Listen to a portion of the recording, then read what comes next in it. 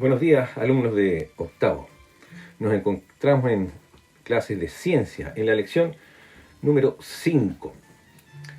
En la clase anterior estuvimos viendo una serie de descubrimientos científicos a través de la línea de tiempo y tú quedaste de mandarme hasta el miércoles un trabajo que correspondía a aquello de los relativos científicos que habían ido haciendo aportes utilizando microscopios, y habíamos partido con Zacarías Janssen en 1590, el descubridor del microscopio. Bueno, ese trabajito entonces tienes que hacerlo, sacar la fotografía, enviármelo a mi correo y yo me voy a tardar un tiempo en corregirlos, no van a estar hasta final de la próxima semana,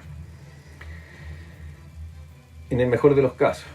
Bien, vamos a ir a la clase de hoy, que es la lección número 5, ya las células por dentro. Vamos a descubrir que las células son organismos que muy similares a los seres humanos, no en su forma, pero sí en su funcionalidad. Son el reflejo, nosotros somos el reflejo de lo que hacen las células.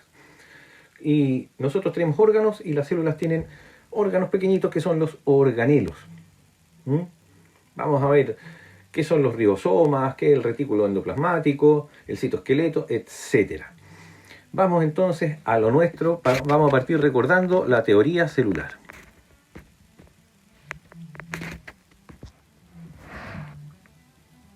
La teoría celular es ultra importante en ciencias porque define todo el marco conceptual teórico que desarrollaron estos científicos de los que hablamos en la clase anterior, los aglomera e incorpora cosas nuevas.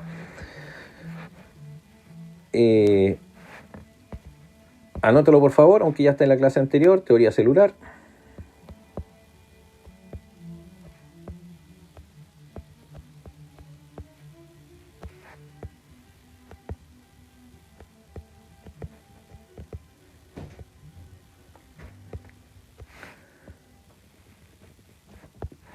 La teoría celular se estructuró a partir de los aportes de los científicos, y lo primero es que, ¿no es cierto?, se puede explicar de diferentes formas. Todos los seres vivos están formados por células. Podemos decir que la célula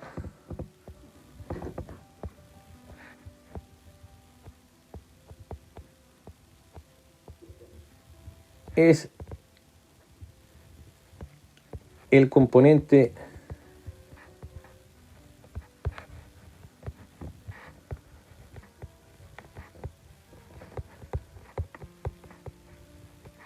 fundamental o formador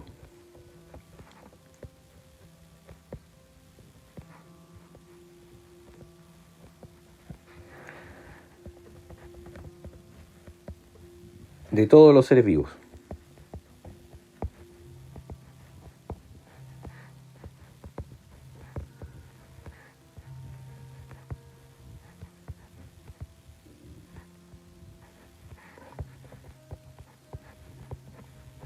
Oye, y con esta psicosis de los virus en la que estamos metidos, del coronavirus, bueno, mira, los científicos tienen ahí una línea divisoria. Algunos se inclinan porque los virus están vivos y otros los tienen ahí en un limbo, en un límite en que no son considerados seres vivos, en fin.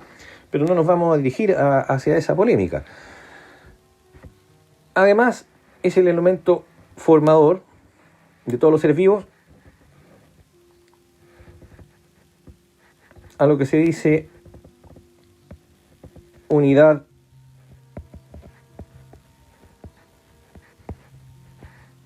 estructural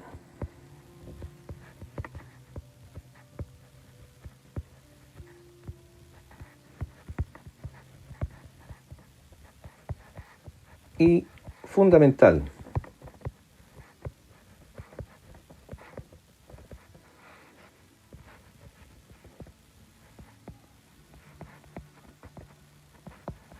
Unidad estructural y fundamental de los seres vivos. Lo otro importante es que toda célula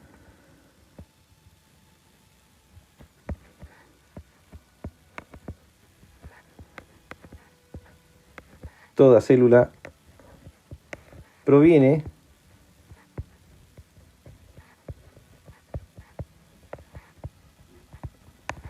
de una célula preexistente.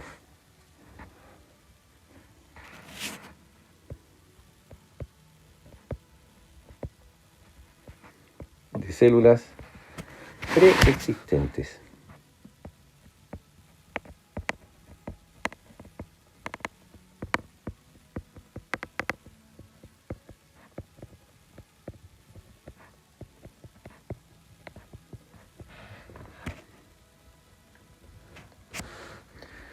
El tercer elemento a tomar en cuenta en la teoría celular es que en la célula ocurren todas las funciones vitales de un organismo.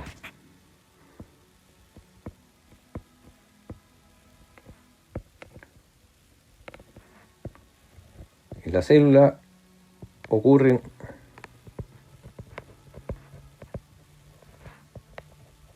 todas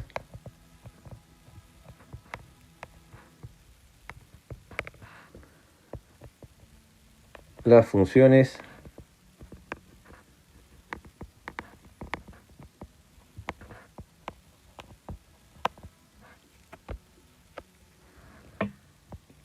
funciones vitales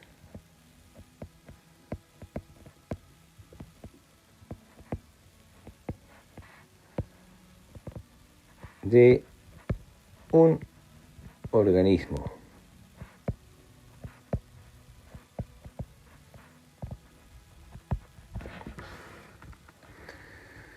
Y te decía en la clase anterior, si toda célula proviene de una célula preexistente, ¿de dónde salieron las primeras células? ¿De dónde salieron las células eucariontes, por ejemplo, que son más complejas? Tema que abordaremos también en esta clase. Entonces te decía que toda célula proviene de una célula preexistente, que en la célula ocurren todas las funciones vitales del organismo. ¿Por qué es esto? Porque tienen lugar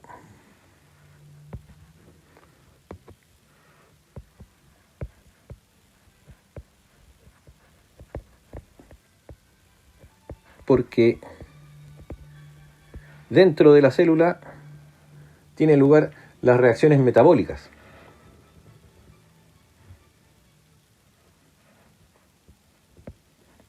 Porque en ellas ocurren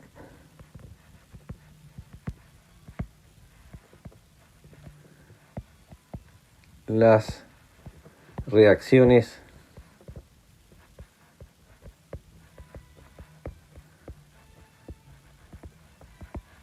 metabólicas.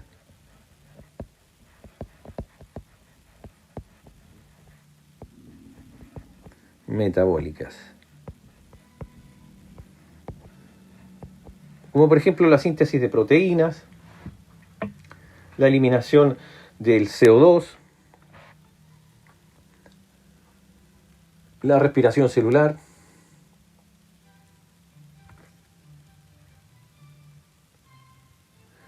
Importante también señalar que las células,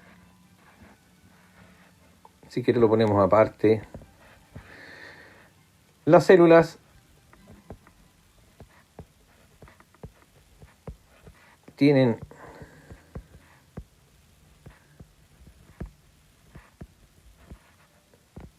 o contienen el material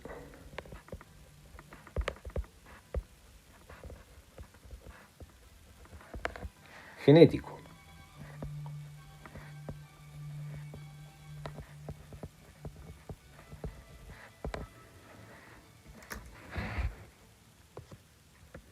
Dejando esto en claro, entonces vamos a ver cuál es el origen de las células eucariontes.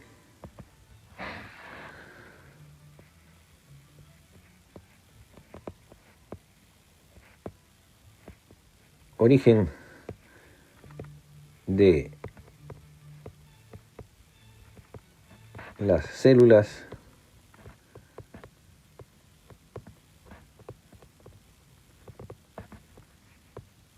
eucariontes.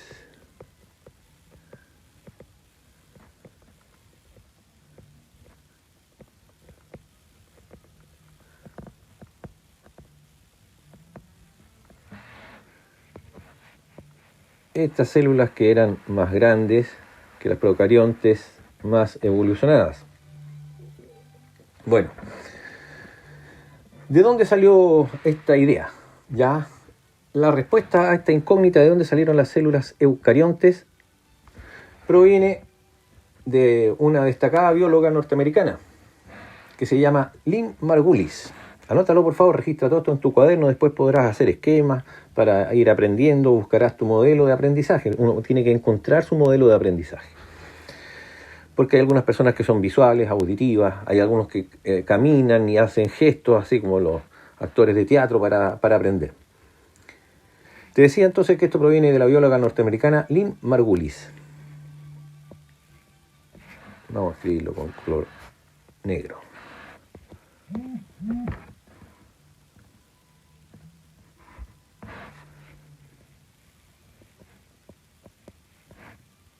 Lynn, con N, Lynn, no queda muy bien la N.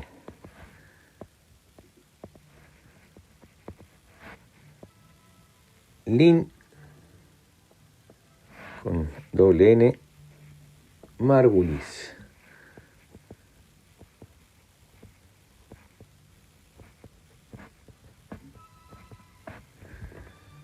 ¿Y qué es lo que proponía ella en el año 1967? Ella hablaba de la absorción. En un artículo de El origen de Mitosin Cells, Origin of Mitosin Cells, que posteriormente sería conocido como la teoría endosimbiótica.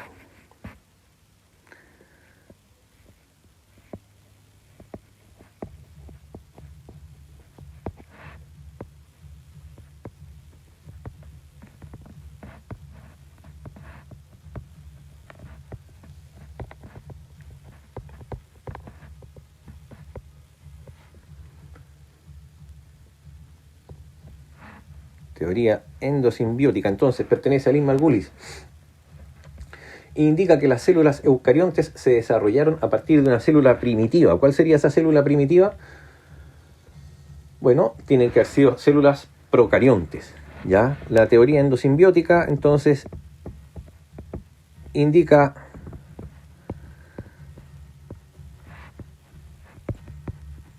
que el desarrollo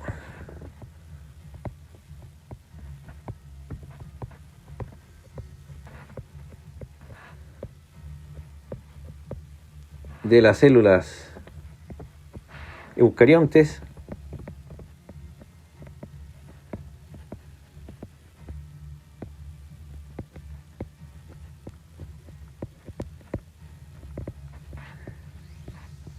es a partir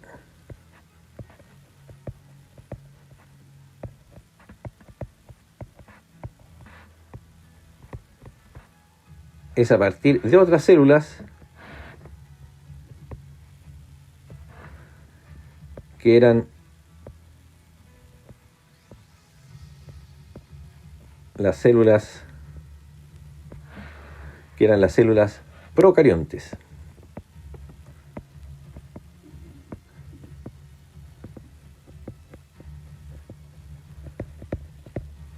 ¿Recuerdas la teoría celular que acabamos de escribir? Y como yo en la clase anterior te decía, bueno, el huevo y la gallina, ¿de dónde vino el primer huevo? Bueno, aquí estarían, ¿no es cierto?, las primeras células que había. Hay algunos que postulan que podrían haber llegado al planeta desde un meteorito que habría traído algunas bacterias, células procariontes. Otros postulan la teoría del origen químico, ya que sustancias químicas se habrían unido entre sí para generar estas células procariontes que fueron adaptándose. En definitiva cuenta, ¿qué es lo que dice la teoría endosimbiótica de Margulis? Las células eucariontes se desarrollaron a partir de una célula primitiva que se tragó sin digerir a otras células. Entonces,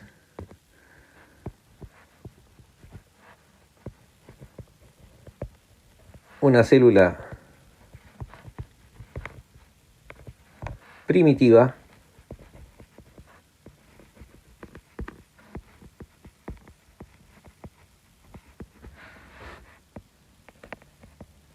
se tragó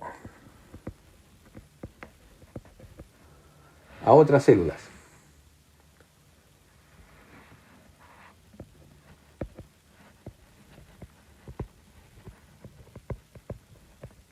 A otra o a otras células, que serían los organismos procariontes. Y resulta que esta relación de células que absorben sustancias, porque lo que hacen en este tragar es más bien un absorber, una especie de fagocitosis, ¿ya? En que la célula rodea la sustancia que le parece que es alimenticia o que es necesaria para su organismo y la incorpora, haciéndola pasar al citoplasma. Y es el mecanismo que habría ocurrido. Habría tragado a otra sin digerirla.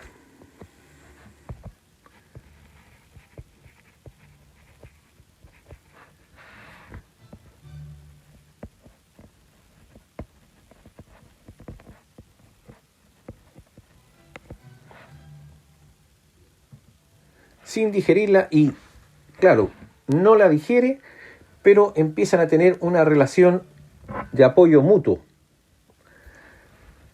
Y entonces esta relación de apoyo mutuo habría generado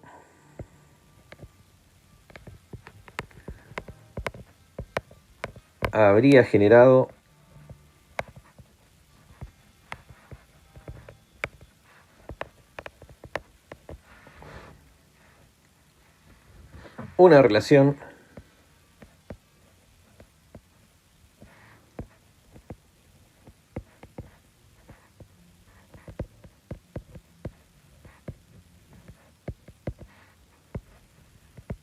de simbiosis.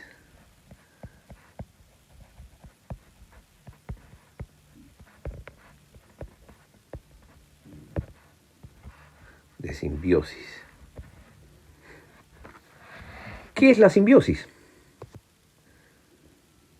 Esta simbiosis a la que yo me refiero aquí, anótalo, es una forma de asociación, asociación biológica, por cierto, entre dos o más organismos que se ven favorecidos y que por lo tanto empiezan a ser complementarios. En el caso de la teoría de Margulis, una bacteria habría integrado a otra, manteniéndola en su citoplasma. Y se produjo entonces la relación endosimbiótica, donde las células integradas se transforman en células especializadas. ¿Por qué se transforman en células especializadas? Porque dan origen a los linajes de las células eucariontes animal y vegetal. De esta simbiosis entonces habrían salido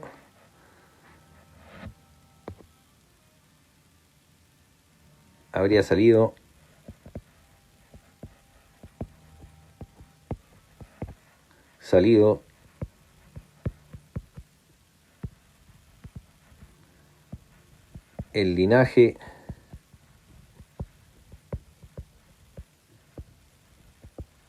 de las células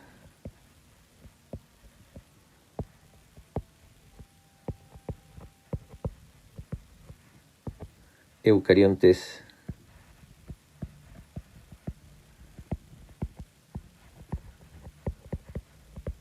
animal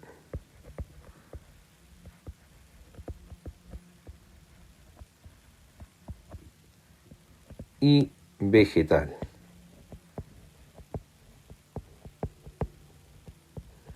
Y estas vegetales, que son las que contienen los cloroplastos, que están presentes en la sustancia verde de las plantas, que es la clorofila, y que les permite hacer fotosíntesis, ¿ya? Y por lo tanto fabrican su propio alimento, este tipo de células, lo que da origen a su vez a los llamados organismos autótrofos, que son las plantas, ¿ya?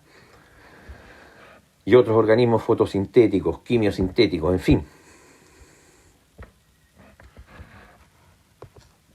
A partir de lo anterior y en su evolución, empiezan a aparecer diversos tipos de células. Existe una gran diversidad celular. en cuanto a su forma, en cuanto a su estructura interna, pero, y siendo que la mayoría de ellas son muy pequeñas, no se ven a simple vista, podemos encontrar dentro de la variedad o diversidad celular,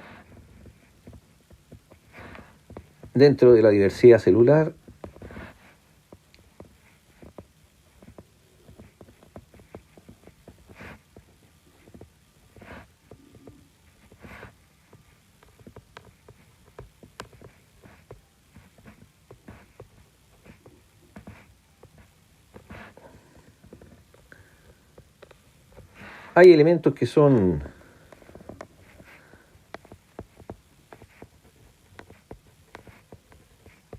comunes.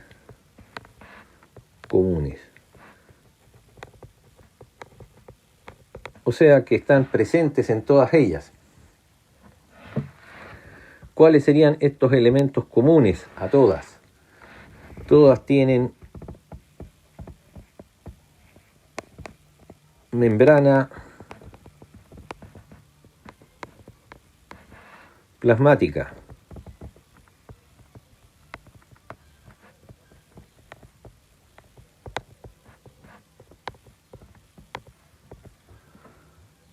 Citoplasma.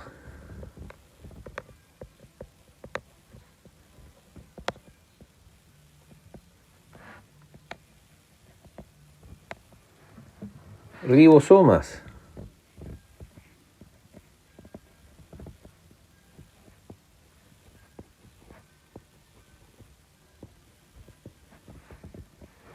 Y material genético.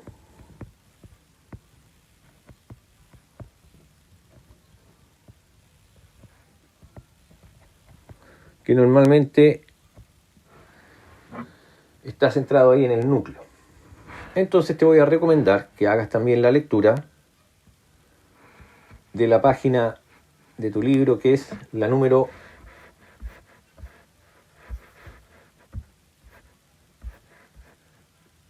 56.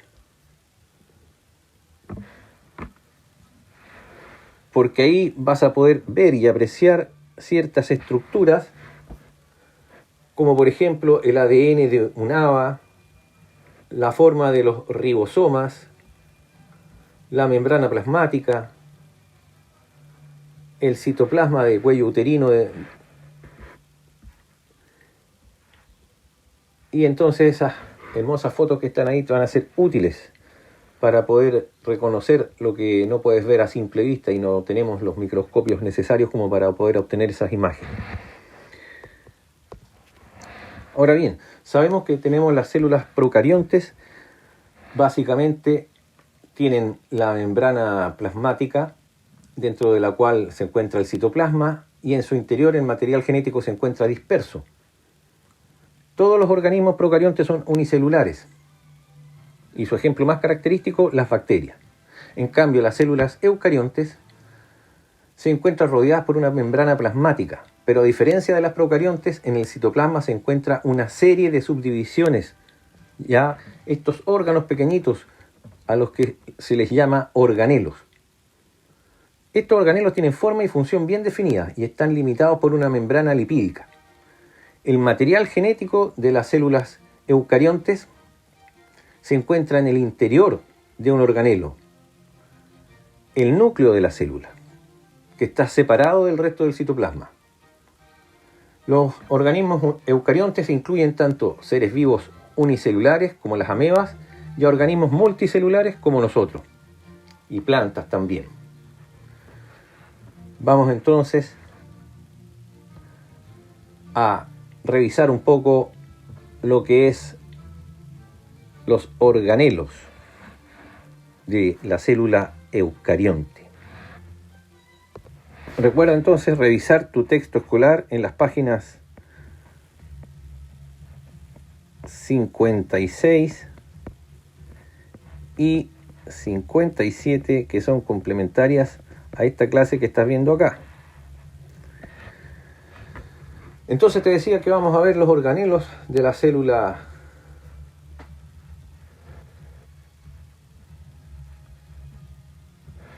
del interior de una célula eucarionte.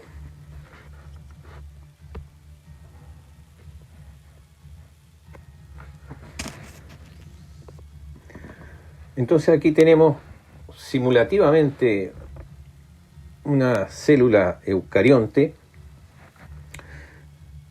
y yo lo que te dibujé por aquí adentro son los distintos organelos, ¿cierto? Y acá en el centro está el núcleo de la célula. Veamos algunos nombres de estos muchachos, organelos. Ya.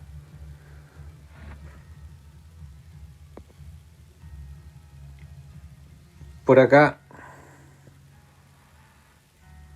a ver, con negro los voy a dibujar mejor.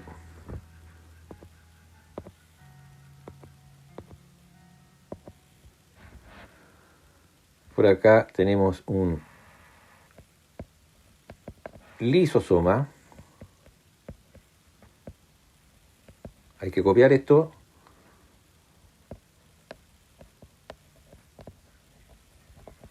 La biología es la descripción de las diferentes partes de nuestro cuerpo, en este caso la célula, así que yo te recomiendo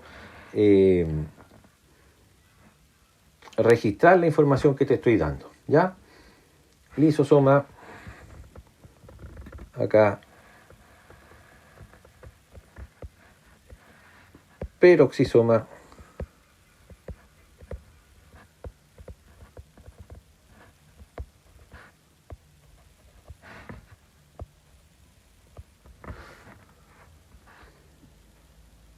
mitocondria,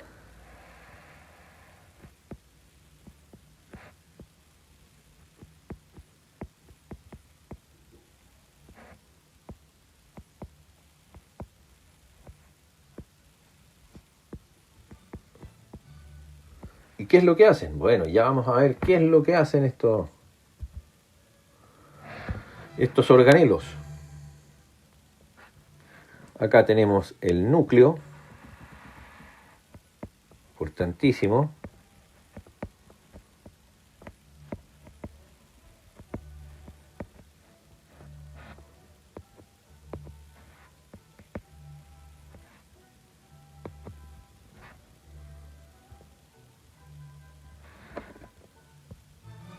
Estas cositas corresponden, esas que te marqué con azul, al citoesqueleto. Ya sabes para qué nos sirve el esqueleto, anda imaginándote para qué lo que es el citoesqueleto.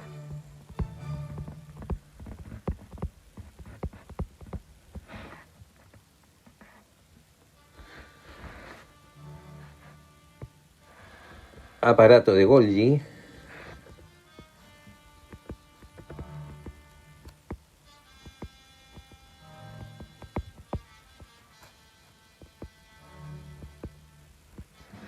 Golgi.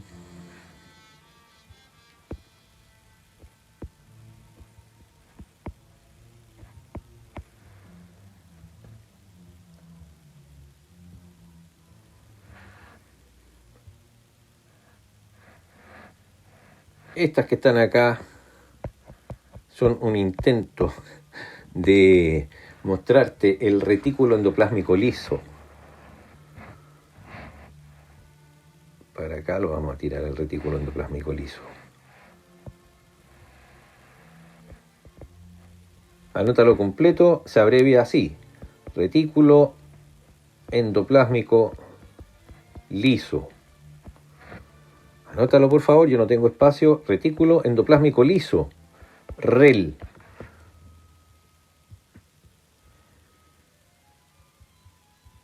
Y más cerca, por acá, tenemos un retículo endoplásmico rugoso.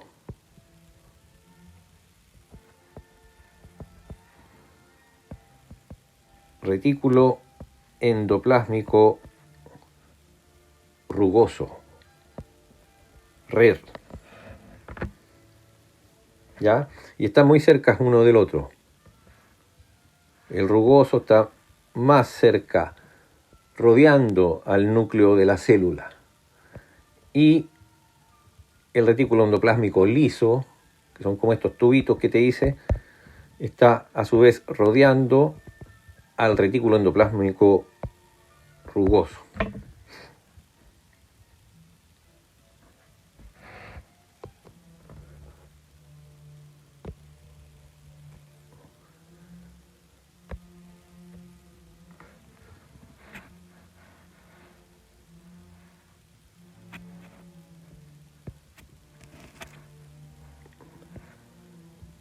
Para acá te voy a hacer esos tubitos como paquete de tallerines, que son los centríolos.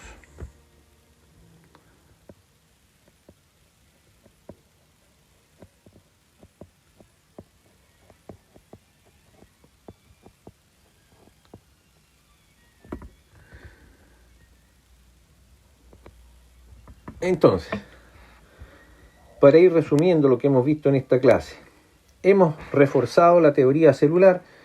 ¿Qué es lo que nos decía la teoría celular? Que todos, ¿no es cierto?, todas las células provienen de una célula preexistente, que son la estructura fundamental y estructural de todos los seres vivos, que contienen las células, todas, un material genético. En este caso está aquí en las células eucariontes en su núcleo. ¿Qué más nos decía la teoría celular? ¿Ya? Que eso es parte del ADN. Por último, también estudiamos la teoría de la doctora Margulis, que decía o que hablaba de la endosimbiosis, cómo una célula primitiva habría absorbido a otras que eran procariontes, generando una simbiosis. Y esa simbiosis después dio lugar a estos organelos que podemos ver y que están presentes en las células eucariontes animales y eucariontes vegetales. Y que aquí están representados entre lo que son los centríolos, el núcleo, el lisosoma, retículo endoplásmico rugoso, RER, citoesqueleto, peroxisomas, que son varios, no hay uno solo, yo hice uno solo ahí, retículo endoplásmico liso, que está rodeando al retículo endoplásmico rugoso, que a su vez está ahí alrededor del núcleo, aparato de Golgi, mitocondrias. Y las funciones que cumplen, eso es el tema que vamos a abordar en nuestra siguiente clase. Y tú tienes que estudiar en tu texto escolar la página 56 y 57. Y nos estaríamos viendo, queridos alumnos. Y recuerden enviarme el trabajo que correspondía a los destacados científicos Robert Hooke, Anton van Leeuwenhoek, Matthias Schleiden, Theodor Schwamm, Rudolf Virchow y otros que podemos haber visto, para que me lo envíes con su biografía y todo aquello que fue su contribución hacia la ciencia. Me lo mandas en una foto hacia mi correo. Y nos estamos viendo la próxima clase.